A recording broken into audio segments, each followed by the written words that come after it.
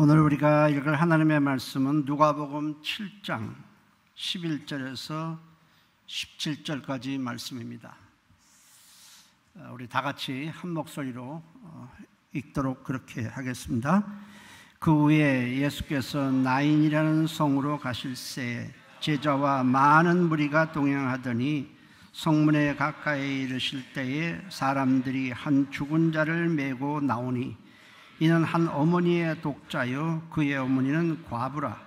그 성에 많은 사람도 그와 함께 나오거늘 주께서 과부를 보시고 불쌍히 여기사 울지 말라 하시고 가까이 가서 그 관내에 손을 대시니 맨 자들이 서는지라. 예수께서 이르시되 청년아 내가 네게 말하노니 일어나라 하시매 죽었던 자가 일어나 앉고 말도 하거늘 예수께서 그를 어머니에게 주시니 모든 사람이 두려워하며 하나님께 영광을 돌려 이르되 큰 선지자가 우리 가운데 일어나셨다 하고 또 하나님께서 자기 백성을 돌보셨다 하더라. 예수께 대한 이 소문이 온 유대와 사방에 두루 퍼지니라. 아멘. 오늘 말씀의 제목은 죽음과 생명의 만남입니다. 이스라엘의 나사렛에서 동남쪽으로 약 9km 정도를 가면 나인성이라는 아주 작은 마을이 나오는데 그곳에 사는 한 여인의 이야기입니다. 그 여인은 일찍 남자를 만나 결혼을 했고 얼마 후에 아들을 낳았습니다. 아이가 재롱거리는 것을 보면서 부부는 행복했고 행복한 미래를 꿈꾸며 하루하루를 살았습니다. 그러던 어느 날 남편이 갑자기 세상을 떠났습니다. 어린 아들 하나만 있는 것을 보아 일찍 생을 마감한 것 같습니다. 그녀는 하루아침에 과부가 되었습니다. 그런 일을 당하면 요즘도 힘들지만은 당시에 남편을 잃게 되면 엄청난 시련과 극심한 가난이 그들 앞에 있었습니다. 그녀는 얼마나 많은 눈물을 흘렸겠습니까? 살고 싶지 않았을 것입니다. 그러나 그녀는 죽을 수가 없었습니다. 어린 아들이 있었기 때문입니다. 그녀는 눈물을 삼키고 하나뿐인 그 어린 아들의 모든 희망을 걸고 힘든 일을 맞이하지 않고 힘을 다해서 그 아들을 키웠습니다. 그 아이가 무럭무럭 자라서 이제 어느덧 청년이 되었습니다. 다 큰 아들을 보니 무척이나 대견스럽습니다. 그동안 내가 고생한 보람이 있구나. 저 어린 아이가 어느새 저렇게 커서 우리 가정에 듬직한 기둥이 되었구나. 이제는 저 다 큰 아들의 기대고 살아도 되겠구나 생각하니 힘이 나고 위로가 되었습니다. 그런데 어떤 이유인지는 모르지만 그 다 큰 아들이 갑자기 세상을 떠났습니다. 여인은 젊어서 남편을 잃었고 이제는 그녀의 꿈이었던 아들마저 잃는 큰 슬픔을 당했습니다. 그녀는 울고 싶어도 더 이상 나올 눈물이 없을 만큼 울고 또 울었습니다. 마을 사람들은 그녀의 아들이 죽었다는 이야기를 듣고 모여듭니다. 어떤 사람들은 그녀의 슬픔에 마음을 같이하며 슬퍼하기도 하지만 어떤 사람들은 저 여자는 도대체 무슨 죄가 그토록 많아서 남편을 먼저 보내더니 이제는 하나밖에 없는 아들마저 떠나보내는가 수군거립니다. 우리의 삶에 어려운 일을 당하면 언제나 이런 두 부류가 있기 마련입니다. 마음을 같이 하는 사람들이 있는가 반면에 그 반대의 사람도 언제나 있습니다. 이제 마을 사람들은 청년의 시신을 눕혀놓고 머리를 빗어주고 깨끗한 세마포 옷을 입힌 후 관에다가 시신을 누이고는 뚜껑을 덮습니다. 이것을 우리는 입관이라고 이렇게 말을 하죠. 이스라엘이나 우리나라나 시신을 처리하는 방식은 다 같습니다. 그런데 이스라엘은 날씨가 무덥기 때문에 장례가 나면 장례를 하루 만에 치르게 됩니다. 마을 사람들이 청년의 시신이 담긴 관을 메고 성 밖으로 나갑니다. 장례 행렬의 맨 앞에는 여자들이 서고 그 뒤에는 남자들이 관을 메고 뒤따라갑니다. 또 그 뒤에는 피리를 불며 곡을 하는 사람들이 따르게 됩니다. 장지라고 해봤자 마을에서 30분 이내에 가까운 거리에 대부분 위치해 있습니다. 그때 예수님께서 제자들과 주님을 따르는 많은 무리들과 함께 이 나인성을 향해 오고 있었습니다. 예수님이 성 가까이 이르렀을 때에 장례 행렬이 성문을 마침 빠져나오고 있었습니다. 한쪽에서는 생명이신 예수님이 오고 있고 반대편에서는 죽음의 행렬이 예수님을 향해서 오고 있습니다. 두 행렬이 마주칩니다. 죽음과 생명이 마주칩니다. 죽음과 생명은 예수님은 생명이시기 때문에 죽음과 생명은 영원히 화해할 수 없는 사이입니다. 죽음과 생명은 영원한 원수입니다. 생명이신 예수님, 죽음을 정복하기 위해서 이 땅에 오신 예수님은 이때 어떻게 해야 됩니까? 장례 행렬이 지나가도록 옆으로 비켜서야 할까요? 마을 사람들은, 관을 맨 마을 사람들은 예수님과 주님을 따르는 무리들이 당연히 비켜줄 것으로 생각을 합니다. 그러나 주님은 비켜주실 생각은 않고 장례 행렬을 마주보고 서더니 맨 앞에서 울고 있는 과부를 바라보셨습니다. 주님은 그녀의 아픔과 비통함을 보셨습니다. 얼마나 가슴이 찢어질까. 더 이상 어떤 낙도 가질 수 없고 소망도 없는 여인의 마음을 주님은 사랑의 눈으로 불쌍히 보셨습니다. 이것이 바로 긍휼입니다. 긍휼이란 것은 하나님의 사랑과 우리를 불쌍히 여기는 그 마음이 합쳐진 단어입니다. 주님은 고개를 떨군 채 울고만 있는 과부를 향해서 이렇게 말씀하십니다. 울지 말라. 한번 해보시는 말씀이 아닙니다. 달리 할 말이 없어서 하신 말씀도 아닙니다. 근데 여인이 어떻게 안 울 수 있겠어요? 주님이 울지 말라 하신 것은 여인의 눈물을 씻어주시고 여인의 눈물을 그치게 해 주시겠다는 것입니다. 그러나 주님의 말씀에도 여인은 눈물을 멈출 수가 없습니다. 모든 희망이 사라졌어요. 모든 꿈이 다 풍지박산되었습니다. 더 이상 살아갈 힘도 어떤 낙도 그녀에게는 없습니다. 예수님은 그 관에다가 손을 대십니다. 그러자 관을 메고 간 자들이 멈추어 섭니다. 그런데 놀랍게도 주님은 관 속에 있는 청년을 향해 일어나라고 명하십니다. 누가복음 7장 14절에 가까이 가서 그 관에 손을 대시니 맨 자들이 섰는지라. 예수께서 이르시되 청년아 내가 네게 말하노니 일어나라 하시매. 그러자 놀라운 일이 일어납니다. 이미 죽었습니다. 호흡은 다 멈췄습니다. 얼굴까지 다 하얀 천으로 다 둘렀습니다.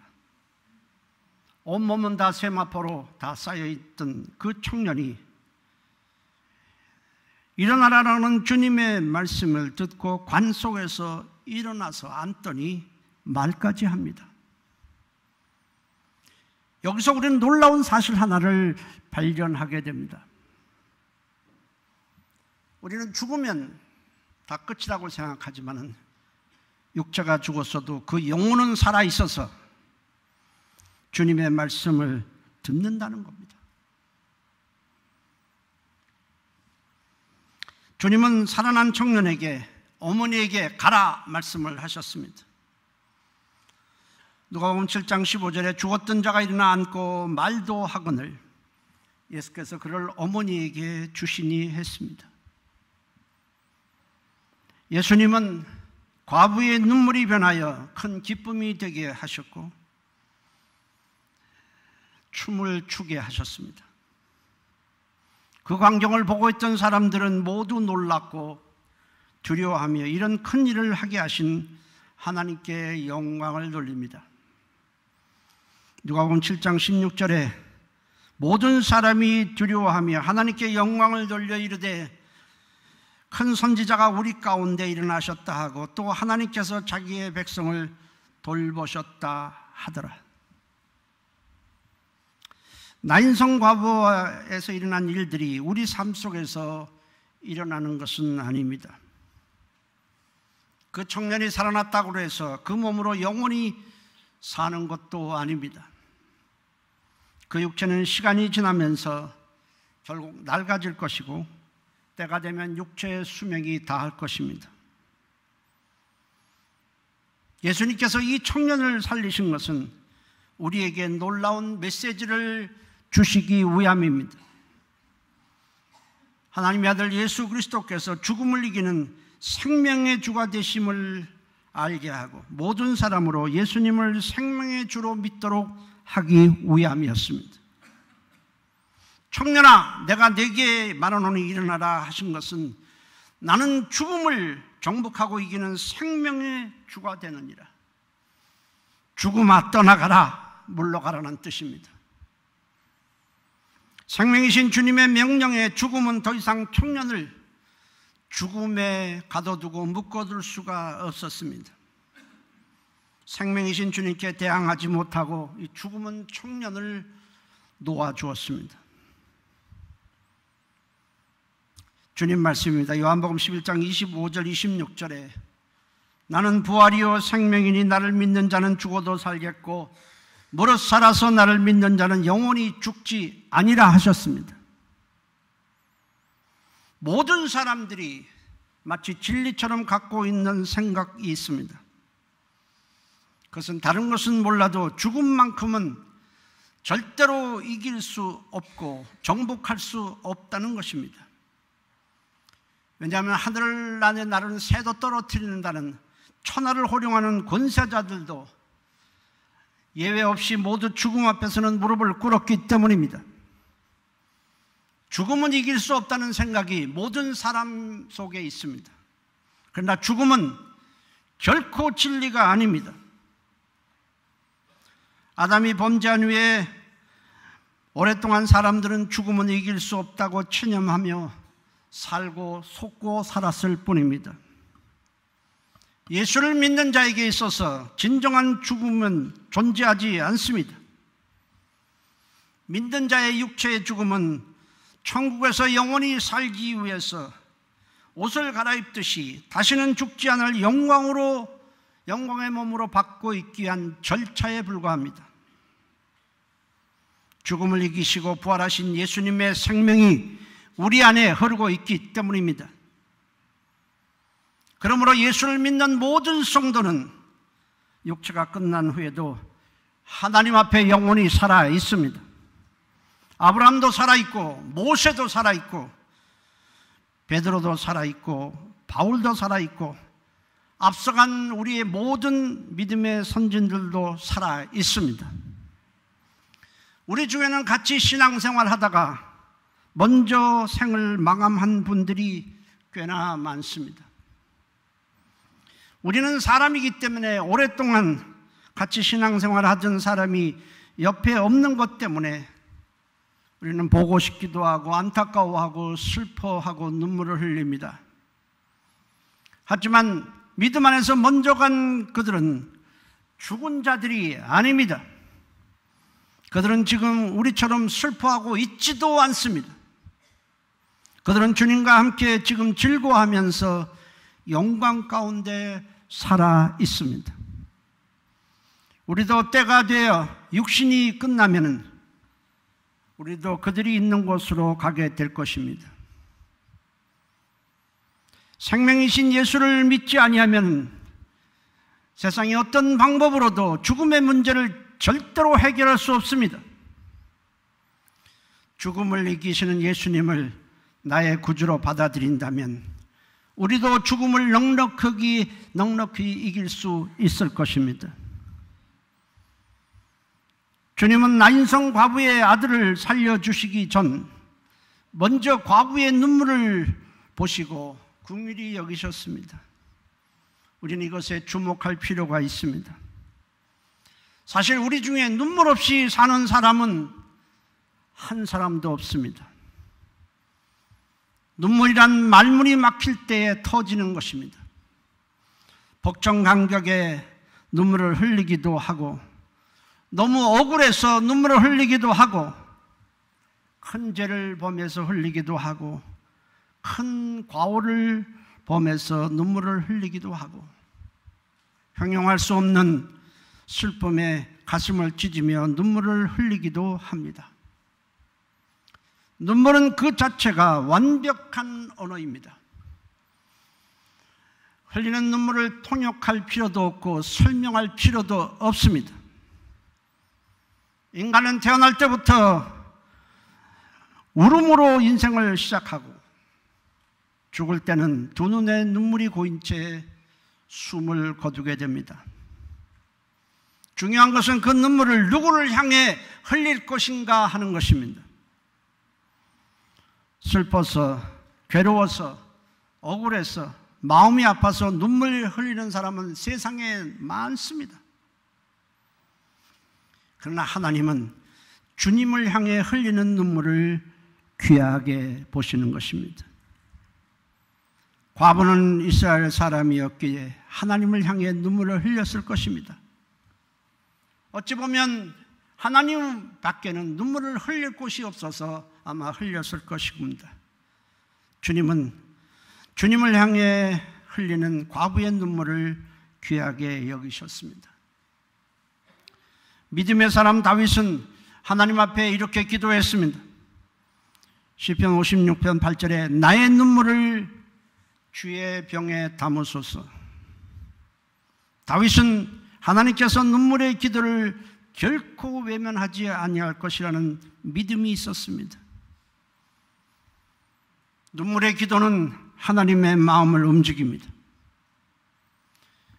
유다 왕국에 아주 하나님을 신실하게 믿던 히스기야가 죽을 병에 걸렸습니다.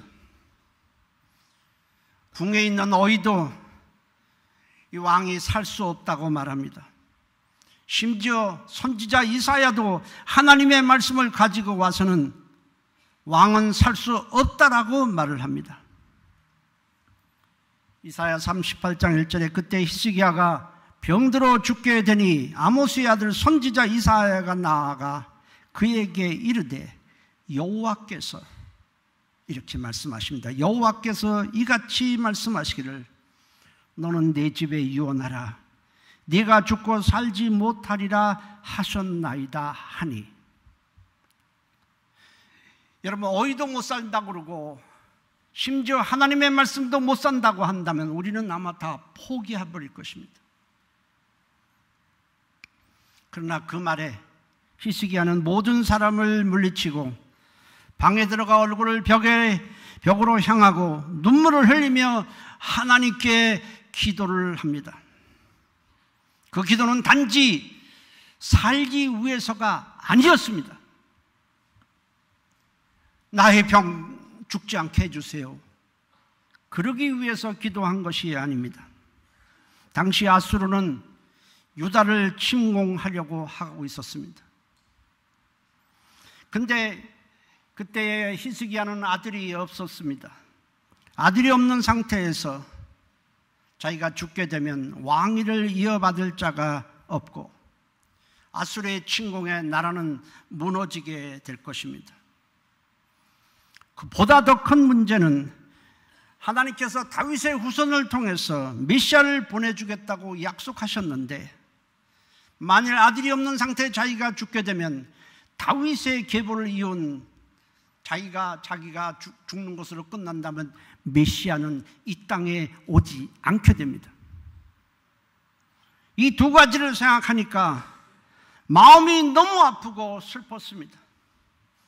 그래서 하나님, 이 나라를 지켜주세요. 내가 죽는 게 문제가 아닙니다. 내가 이대로 죽으면 메시아가 오지 못하면 이 수많은 인류는 어떻게 구원을 받습니까? 견딜 수가 없어요. 그래서 눈물을 쏟으며 하나님께 부르짖었습니다.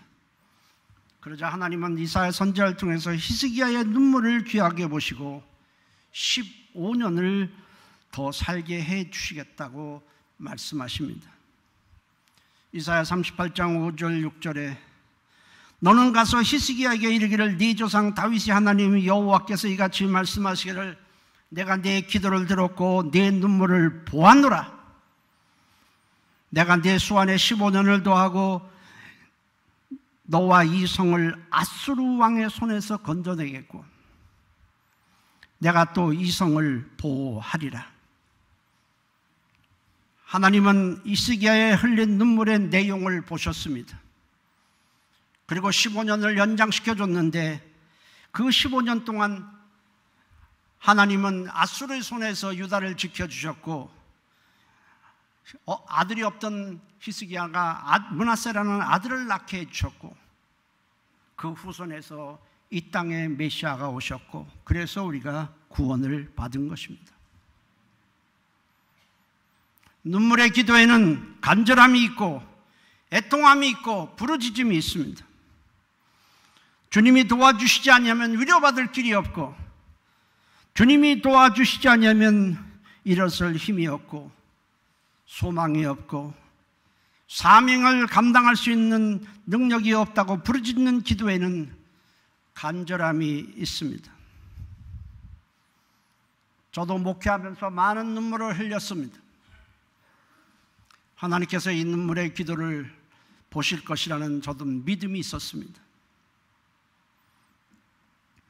주님은 눈물도 없고 간절함도 없고 애통하는 마음도 없는 형식적으로 하는 바리새인의 기도는 외면하시고 가슴을 치며 비록 죄를 많이 졌지만은 가슴을 치며 애통하는 세리의 눈물의 기도는 귀하게 보시고 응답해 주셨습니다. 세리의 기도입니다. 누가복음 18장 13절에 세리는 멀리 서서 감히 눈을 들어 하늘을 쳐다보지도 못하고 다만 가슴을 치며 이르되 하나님이여 불쌍히 여기소서 나는 죄인이로소이다 하였느니라. 여러분, 우리의 기도는 얼마나 간절함이 있습니까? 우리의 기도에도 애통함과 간절함과 눈물이 있어야 합니다. 일제강점기 하에서 신앙생활하던 우리의 믿음의 선진들은 예배당에 모였다 하면 울었습니다. 통성기도를 시작하면 어느새 기도는 통곡으로 바뀌었고 예배 시간이 울음바다가 되기 일쑤였습니다. 설교의 말씀에 은혜를 받아서 울었고 자신들이 지고 있는 짐이 너무 무거워서 울었고 나를 빼앗긴 서름에 울었고 신앙의 박해 때문에 울었습니다. 암울한 시대에 태어난 자녀들을 위해서 기도하면서 저들은 울었습니다. 그들은 울면서 찬송했고 울면서 기도했습니다. 그들은 주님 앞에 자신들의 눈물을 쏟아놓았습니다. 주님은 이런 눈물의 기도를 귀하게 보시고 저들에게 주저앉지 않도록 힘과 용기를 주셨고 그리하여 지금의 대한민국에 있게 하셨습니다. 주님 말씀입니다. 마태복음 12장 20절에 상한 갈대를 꺾지 아니하며 꺼져가는 심지를 끄지 아니하기를 심판하여 이길 때까지 하리니 했습니다. 상한 갈대가 꺾이면 사람들은 아무 생각 없이 그 꺾여진 갈대를 밟고 지나갑니다. 그 상한 갈대에 마음을 두는 사람은 없습니다. 꺼져가는 심지는 어떻습니까? 꺼져나가는 심지, 거기에 붙어있는 불꽃은 바람이 조금이라도 불면 꺼집니다. 그러면 사람들은 꺼져가는 심지를 손으로 꽉 눌러서 아예 불꽃을 없애버립니다. 자력으로는, 자기 힘으로는 소생할 수 없는 나약한 모습이 바로 상한 갈대이고 꺼져가는 심지입니다. 과부처럼 세상 어디에서도 위로받을 수 없는 자가 바로 상한 갈대여 꺼져가는 심지입니다. 그러나 그런 상한 갈대고 꺼져가는 심지라 할지라도 우리가 주님 앞에 나오면 긍휼이 풍성하신 주님께서 위로해 주시고 일어설 수 있는 힘을 주시고 은혜를 베풀어 주시는 것입니다. 히브리서 4장 16절입니다. 우리 함께 읽도록 하겠습니다. 그러므로 우리는 긍휼하심을 받고 때를 따라 돕는 은혜를 받기 위하여 은혜의 보좌 앞에 담대히 나아갈 것이니라. 아멘. 주님은 우리 한 사람 한 사람의 속마음을, 사정을 다 아십니다. 성경에 머리칼 하나라도 세신 바 되었다고 했습니다. 이 수많은 사람들의 머리칼 하나하나가 자라고 뽑히는 것까지 다 아신다는 겁니다. 주님은 우리의 상황을 다 아시는 거로 끝나지 아니하고 그 사람들에게 필요한 은혜를 예비해 놓고 계십니다. 그래서 우리는 하나님의 이름을 여호와 이레라고 말합니다. 예비하신 하나님. 우리가 주님 앞에 나올 때에 나의 모든 상황을 아시고 내게 필요한 은혜를 다 준비해 놓고 계신다는 사실을 알고 주님 앞에 나와야 합니다. 주님은 모든 것을 예비해 놓고 주님 앞에 나오기를 기다리고 계십니다. 이런 주님을 우리가 알고 나가기만 하면 우리가 생각하고 우리가 바라는 것보다 더 넘치도록 은혜를 베풀어 주실 것입니다. 에베소서 3장 20절 말씀입니다. 함께 읽도록 하겠습니다. 우리 가운데 역사하시는 능력대로 우리가 구하거나 생각하는 모든 것에 더 넘치도록 능히 하실 이에게라고 했습니다. 우리가 생각하는 것보다 더 큰 것으로, 우리가 필요한 은혜보다 더 큰 것으로 준비해 놓고 기다리고 계신 것입니다. 사람은 다 똑같습니다. 그러나 하나님께서 나를 못 필요한 은혜를 준비해 놓고 계시다는 사실을 믿고 나가는 것과 그냥 나가는 것은 전혀 다릅니다. 같은 기도를 해도 애통함과 간절함과 눈물이 있는 기도와 그냥 맹숭맹숭하게 하는 기도는 전혀 다릅니다. 본문은 우리에게 두 가지를 말씀하고 있습니다. 하나는 사람은 결코 죽음을 이길 수 없지만은 하나님의 아들 예수님은 죽음을 정복하고 이긴다는 것입니다. 왜냐하면 예수님 안에 있는 생명은 죽음보다 크고 강하시기 때문입니다. 그 예수님을 나의 구주로 내가 영접하면 우리도 주님처럼 죽음을 이기고 우리는 영생하게 되는 것입니다. 또 하나는 인간의 삶에는 아픔과 슬픔의 눈물이 마를 날이 없지만 우리가 불평하고 원망하지도 말고 눈물을 혼자 삼키지도 말고 사람에게 하소연하려고 바쁘지도 말고 나를 좀 알아달라고 하지도 말고 주님 앞에 나와 눈물을 흘리며 기도하십시오.